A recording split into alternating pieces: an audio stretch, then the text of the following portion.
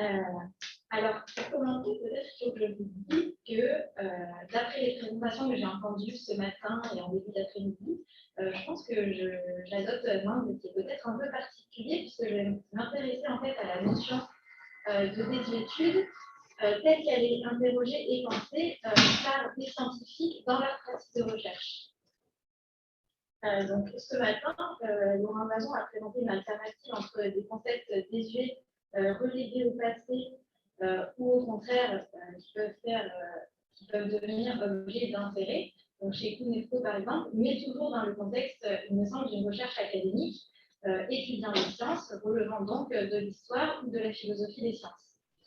Alors, moi, bien sûr, donc, je fais de la philosophie et de l'histoire des sciences, mais dans le cas qui m'intéresse aujourd'hui, ce sont les scientifiques eux-mêmes qui s'intéressent à l'historicité de leurs concepts, et vous allez voir qu'ils s'y intéressent dans le détail et qui adoptent une approche assez complexe et intéressante selon moi, puisqu'il ne s'agit ni de qualifier pour eux des concepts de faux, ni de s'intéresser à des concepts passés, simplement pour la culture ou pour l'histoire de leur discipline.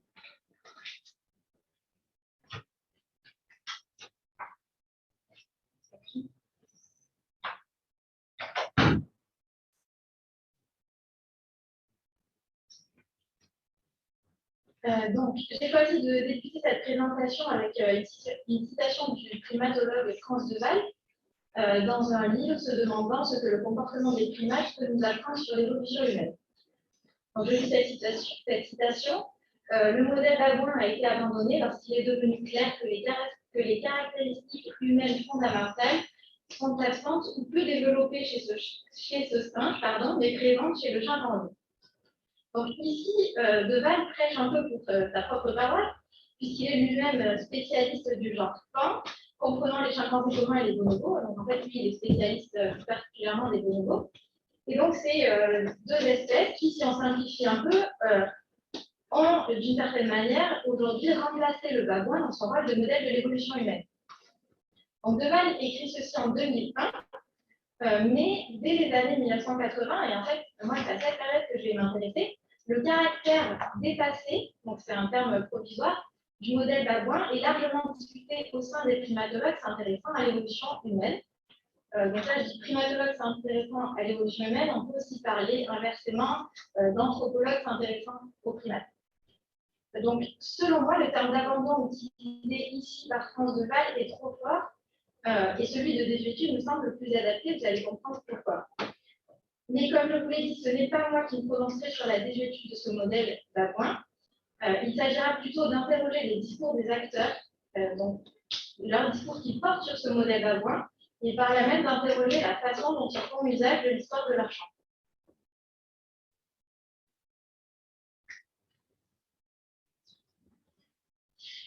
Alors, pour commencer, je ne vais pas m'attarder là-dessus, mais il faut quand même que je vous parle un petit peu du champ, parce que là, ça vous paraît peut-être obscur. Donc, le champ dont il est question, donc je l'ai dit rapidement, c'est le domaine de la recherche sur les modèles primates de l'évolution humaine. Donc, rapidement, les acteurs que j'étudie sont des anthropologues ou des primatologues qui mobilisent l'étude des espèces de primates non humains pour appréhender l'évolution des hominidés ou de la lignée humaine. Donc, l'étude de cas qui va m'occuper aujourd'hui, c'est celle que j'appelle le modèle babouin, mais que mes acteurs appellent aussi modèle babouin. Donc, c'est un modèle qui émerge en 1924 lorsque Raymond Dart, anthropologue australien, découvre le premier fossile d'Australopithèque baptisé enfant de Tongue. Donc, on pense souvent que Lucie, c'est le premier fossile d'Australopithèque découvert. En fait, c'est celui de l'enfant de Tongue en 1924. Et donc, c'est un fossile qui est découvert en Afrique du Sud, dans la savane. Et donc, Raymond Dart, quand il tente de reconstituer la vie de l'espèce dont il a découvert ce fossile, il imagine donc un individu qui évolue dans un habitat de savane. Et comme des babouins sont présents sur le champ, sur le site de découverte, le mode de vie de ces babouins inspire les premières descriptions de Raymond Dart. Donc, les principaux représentants de ce modèle babouin sont donc Raymond Dart, comme je l'ai dit, puis ensuite, dans les années 30, Solly Zuckerman, qui est un anthropologue sud-africain qui a travaillé en Angleterre, aux eaux de Londres, et donc qui a étudié les babouins surtout en captivité, et donc qui a décrit leur comportement et qui, je vais en reparler, a généralisé ses observations au comportement des primates en général. Donc il a considéré que ce qu'il observait chez les babouins était représentatif du comportement des primates en général. Et donc ensuite, ces observations et ces schémas décrits ont été repris par Sherwood Waldburn et Alvin Dibord dans les années 50. Je vais revenir sur ces mots-là aussi. Rapidement, les principales caractéristiques du modèle babouin, et donc c'est les caractéristiques qu'on calque en fait que ces auteurs vont calquer sur les scénarios évolutifs portant sur l'évolution de la lignée humaine. Donc, ces caractéristiques sont l'habitat plus terrestre qu'arboricole, la consommation de viande, le rôle important accordé au comportement agressif, une hiérarchisation importante des groupes fondés sur des comportements de dominance des mâles, l'idée que la chasse et la consommation de viande engendrent la sélection de traits comme la capacité à utiliser des outils, la coopération, la division du travail ou la territorialité. Et donc, ces caractéristiques, ou les aspects de ces caractéristiques, ont des noms que j'ai écrits dans mes slides.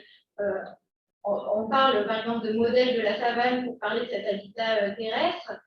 Toutes ces théories, toutes ces caractéristiques sont liées entre elles. On parle aussi du mythe du grand singe tueur ou de la théorie de l'homme chasseur. D'ailleurs, voilà, par exemple, la théorie de l'homme chasseur, c'est le titre d'un livre qui a eu une importance dans le genre. Donc, moi aujourd'hui, je vais vous parler de travaux plus récents. Donc, mon corpus, en fait, c'est un livre, donc le livre que vous voyez, The Evolution of Human Behavior, Private Models, qui a été édité par Warren Kinsey en 1987. Donc, Kinsey, c'est un anthropologue et un primatologue qui est spécialiste de l'évolution des hominidés américains. Et donc, il a publié ce livre collectif qui est issu d'un symposium qui fait en fait, qui pour moi est intéressant parce qu'il est pensé à l'époque pour être une synthèse de ce champ d'études et il est considéré comme tel par les générations suivantes de primatologues et d'anthropologues. Donc, l'objectif de ce livre, c'est de faire un état des lieux du champ et de répondre à la question pourquoi les anthropologues devraient-ils se préoccuper des primates non humains. Donc, Kinsey écrit aussi dans son introduction que son but est de montrer la valeur et l'importance des études de terrain de primates non humains dans un cadre anthropologique. Donc, pour revenir sur cette notion de modèle primate, Kinsey précise bien que beaucoup des auteurs du livre jugent que les modèles primates permettent de formuler des hypothèses sur l'évolution des hominidés, mais qu'aucun primate actuel ne peut être pris tel quel et institué en modèle. Aucun, je pense, et d'ailleurs c'est ce qu'il dit, aucun des auteurs de ce livre ne pense réellement qu'on peut prendre un chimpanzé actuel et considérer que les comportements qu'on observe aujourd'hui chez cette espèce peuvent être calqués sur un ancêtre de la lignée humaine. Par contre, ils sont tous d'accord que ces modèles primates, en particulier ceux qui sont fondés sur une espèce en particulier, peuvent jouer un rôle heuristique. Et donc, dans cet ouvrage collectif, j'ai isolé 3 passages qui discutaient du modèle babouin. Donc, l'introduction par Kinsey, qui évoque rapidement, le 4e chapitre, écrit par Sussman, chimpanzé pygmée, chimpanzé commun, modèle pour l'écologie comportementale des premiers hominidés, j'ai traduit les titres. Et puis, le 5e chapitre, Baboon Models and Models, donc c'est amusant, c'est un jeu de mots que j'ai traduit par modèle babouin et embrouille. Donc, pour chaque passage, j'ai analysé la description donnée du modèle Vavois et j'ai cherché à analyser comment les auteurs le replaçaient dans l'histoire de leur champ et comment ils envisageaient son actualité. Je me suis demandé, par exemple, est-ce qu'il parle en termes d'abandon, de permanence, d'influence, etc.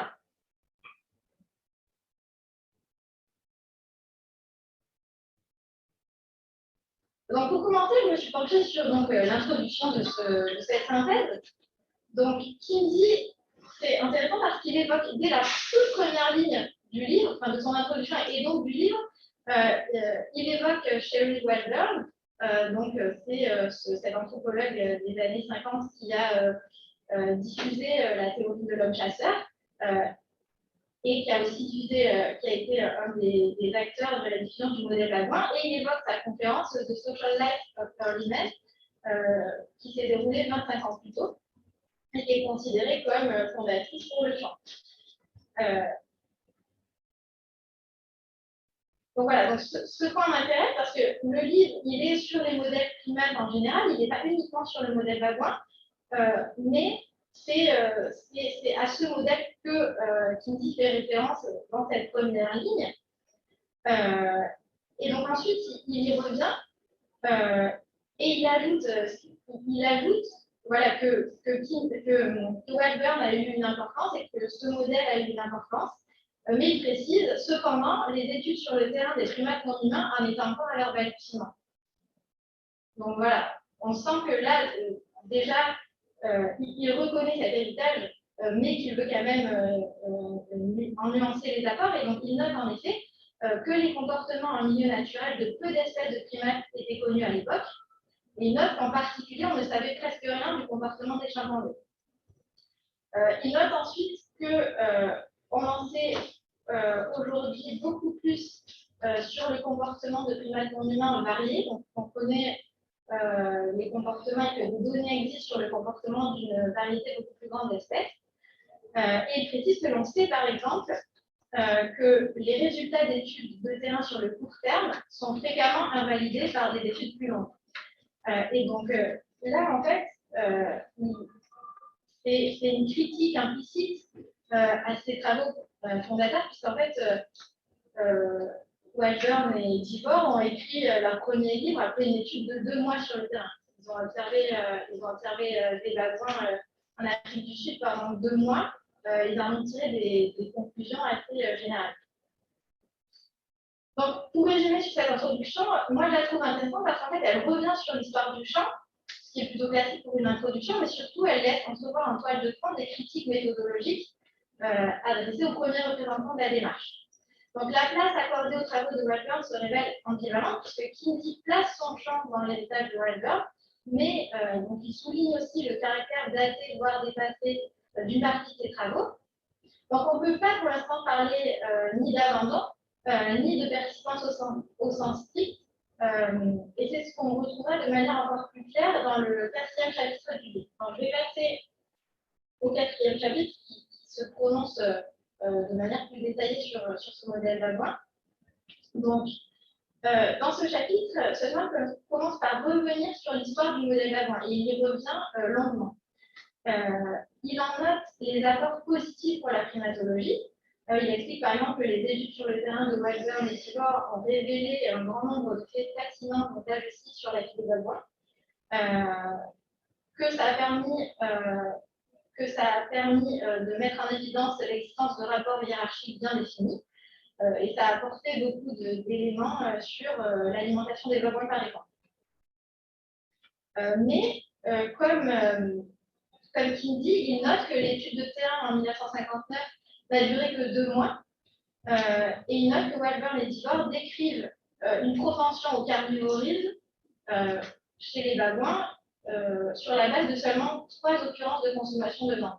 Pendant 3 mois, pendant leur étude qui a duré 2 mois, ils ont vu des babouins se nourrir de viande à 3 reprises. Et ils en ont tiré leur modèle de l'homme chasseur.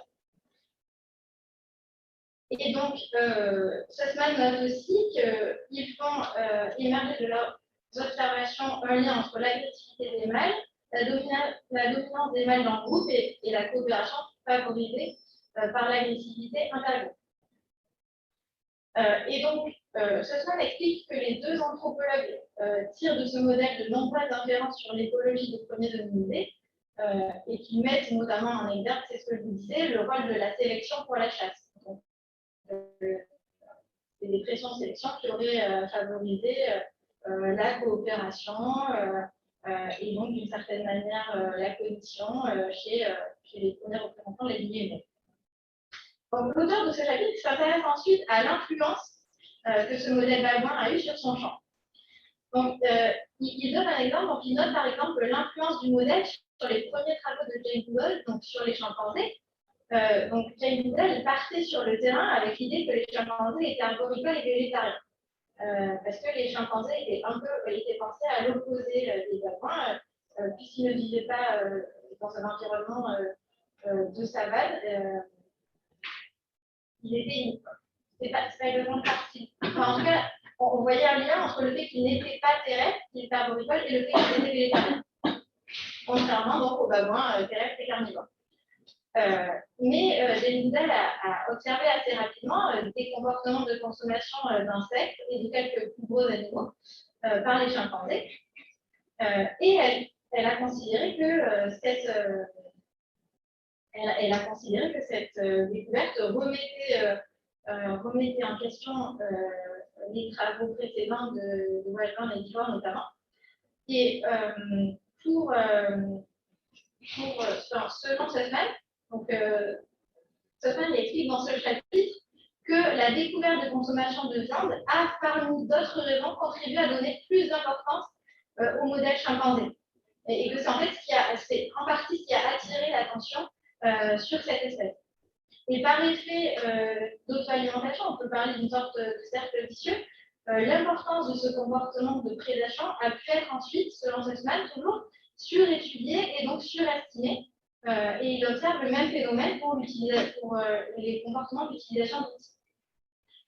Donc là, en fait, on voit que Sussman il développe un regard historique assez développé sur son champ et que sa réflexion sur le modèle babouin n'est pas simplement la critique d'un modèle dépassé qu'il faudrait abandonner. Ce n'est pas vraiment la fausseté du modèle qui l'intéresse, mais c'est plus l'influence que ce modèle a pu avoir sur le champ. Donc, Sussman décrit ensuite la remise en question progressive de la théorie du singe tueur dans les années 70, et dans le même temps donc, du modèle de la savane. Donc, Sussman, il est orienté paléoanthropologie, il travaille notamment sur des fossiles, et il considère que cette remise en question a été permise par une étude plus approfondie des fossiles qui ont montré que les australopithèques étaient en fait plus proies que prédateurs. Et donc, il explique que les données récentes issues fossiles montrent également que les australopithèques n'étaient pas que terrestres, mais qu'ils passaient au moins la moitié du temps dans les arbres. Et donc, dans sa conclusion, il se sert du modèle babouin et de ses manques pour montrer qu'on ne peut pas se passer des données issues des fossiles homininides et de l'étude d'espèces de primates variés. Donc, on voit donc que pour Sussman, l'histoire du champ, mais plus précisément les réflexions qu'il développe sur la manière dont le modèle babouin continue d'influencer le champ, et ce malgré ses manques, sont pour lui des arguments en faveur de choix méthodologiques. Et tout le propos de son chapitre, en fait, tout le propos du chapitre, c'est de justifier ces choix méthodologiques, donc, qui sont l'attention portée aux fossiles et à une diversité d'espèces de primates. Donc, je vais oublier une phrase, mais bon, ces choix méthodologiques sont ceux-là, et pour les argumenter et pour les appuyer, il utilise l'histoire de sa discipline. Donc, je passe maintenant au 5e chapitre, donc, qui, comme le précédent, interroge le rôle historique du modèle babouin dans les tentatives de reconstruction de l'évolution humaine, mais en tire des conclusions différentes. Donc, dans ce chapitre, Streb et Mitchell notent que les travaux fondateurs de Zuckerman, qui ont durablement influencé le champ, donc Zuckerman, c'est cet anthropologue qui étudie les primates en captivité, était justement biaisé par les conditions de la captivité. Donc, ce qu'il entend par là, en fait, c'est que beaucoup de primates, beaucoup d'animaux, je pense, ont des comportements quand ils sont captifs qui sont modifiés par ces conditions, et notamment le stress est beaucoup plus important. Et donc, il y a certains comportements, et notamment dans le cas des babouins, des comportements agressifs qui peuvent être exacerbés. Et donc, les auteurs du chapitre précisent que les généralisations que Zuckerman a pu faire, donc le fait que Zuckerman ait généralisé ce qu'il observait de la captivité à l'ensemble des primates, ne sont pas étonnantes dans le contexte scientifique des années 30. En fait, ils critiquent, ils essaient de replacer ces travaux dans leur contexte. Et donc, en fait, ils ne disent pas que Zuckerman aurait dû faire autrement, aurait dû faire autrement, mais par contre, ils déplorent les conséquences que ces travaux ont eues pour leur domaine. Donc, ici, je peux d'ores et déjà noter que le ton d'article est plus engagé que le précédent et que les auteurs n'hésitent pas à évoquer les conséquences qu'ils jugent négatives du développement du modèle babouin. En tout cas, ils parlent ils utilisent des mots négatifs, néfastes, dramatiques beaucoup plus facilement que l'auteur précédent. Donc, comme ce slide, il répertorie les grands thèmes qui émergent des études de terrain de Wellburn et d'Ivor à la suite de Zuckerman, donc fonction adaptative de l'agressivité, dominance des mâles, répartition des rôles entre mâles et femelles, et puis ce que vous avez déjà dit, lien entre agressivité, dominance et succès reproductif. Et donc, rétrospectivement, il considère que le modèle babouin a eu un impact disproportionné sur la vision des primates en général. Et ils veulent en fait montrer que la vision actuelle, donc dans les années, à la fin des années 80, de la socialité des primates en général, est en fait reste de manière assez importante une généralisation de la socialité de certains babouins. Et que c'est sur cette base qu'on a tenté de reconstruire l'évolution des hominidés. Et donc, il note que ce modèle a mis en exergue 3 caractéristiques, donc la prédation, l'agressivité et la dominance. Et ensuite, leur méthodologie dans cet article, c'est de prendre chacun de ces traits, donc la prédation, l'agressivité et la dominance, et de montrer avec des données très précises issues de leur terrain de recherche en milieu naturel, sur le long terme, que l'expression de ces comportements est beaucoup plus complexe que dans les descriptions de Zuckerman ou de Wellburn et Tillon. Et sur un autre plan, ils expliquent que beaucoup de biais ne viennent pas des données, mais des représentations inconscientes non scientifiques. Et donc, ils citent l'exemple du partage des tâches entre mâles et femelles, qui a été mis en exergue par Zuckerman dans les années 30. Il explique que dans le contexte des années 30, ce n'était pas étonnant qu'un scientifique ait l'attention particulièrement attirée par le partage des tâches entre mâles et femelles, et de la même manière par l'agressivité et la dominance des mâles dans le contexte de l'époque. Et donc, pour contrer ces biais, il propose une méthodologie qui évite les analogies simples et les généralisations directes entre n'importe quelle espèce de primate et les premiers hominidés. Et en fait, il propose une méthodologie plus rigoureuse et plus sophistiquée, relevant de l'approche comparative des données, attentive à la probabilité et à la variation. Donc, si on résume leur position, on peut considérer qu'ils adressent la désuétude du modèle babouin sous 2 angles très différents. Donc, le premier, c'est un angle purement scientifique, puisqu'en fait, ils remettent en question les protocoles d'observation du comportement des babouins. Donc, quand je dis qu'ils remettent en question les protocoles d'observation, c'est que, par exemple, ils considèrent que les données sont difficilement exploitables si l'étude n'est pas faite sur le long terme, si elle n'est pas faite en milieu naturel. Et donc, le second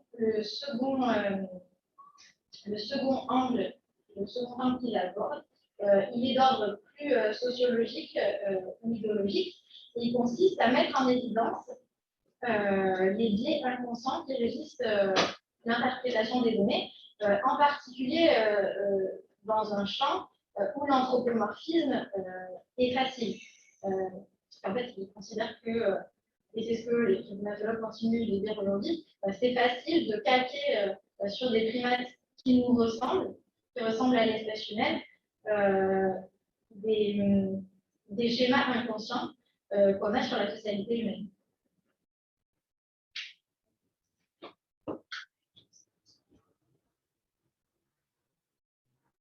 Donc, pour conclure cette présentation, je remarquerai d'abord que dans ce livre sur les modèles primates de l'évolution humaine, 2 chapitres sur 9 ne proposent pas un nouveau modèle ou n'en défendent pas un en particulier, mais reviennent sur un ancien modèle et se prononcent sur ses aspects dépassés et sur son influence. Donc, au terme de cette présentation, il me semble que le champ peut être qualifié de particulièrement conscient de son histoire. On a vu que, loin d'être une fin en soi, la révélation historique y sert à développer des méthodes et des théories pour la pratique actuelle de la recherche. Donc, je ne sais pas ce que vous en pensez, mais moi, il me semble que c'est une démarche qui est relativement rare dans d'autres disciplines. Donc, si je prends un article de physique, par exemple, mais bon, peut-être que je devrais prendre un article en sciences humaines, ça se trouverait plus facilement, mais si je prends un article de physique, c'est classique que l'histoire du sujet soit abordée rapidement en introduction dans une littérature, par exemple, mais par contre, il me semble rare que l'histoire et la réflexion sur les concepts et les théories anciens soient les sujets d'articles et que cette démarche serve à faire avancer la discipline actuelle. Et donc, pour terminer, je ferai un retour sur le thème de ces journées, à savoir la désuétude conceptuelle. Donc, la notion de désuétude, ni abandon ni persistance, j'ai bien lu la description, m'a permis d'appliquer une grille de lecture nouvelle à des questionnements historiques et philosophiques sur les modèles primates. Là où j'aurais auparavant parlé volontiers d'abandon du modèle Valois, et c'est ce que d'ailleurs de Val fait aujourd'hui, je vois plus de complexité et plus de profondeur. Donc, il semble évident que ce n'est pas ici la fausseté du modèle qui anime les auteurs, mais bien plus l'influence qu'ils conservent et les manières dont il convient de gérer cette influence, alors même que certains aspects du modèle ne sont plus actuels.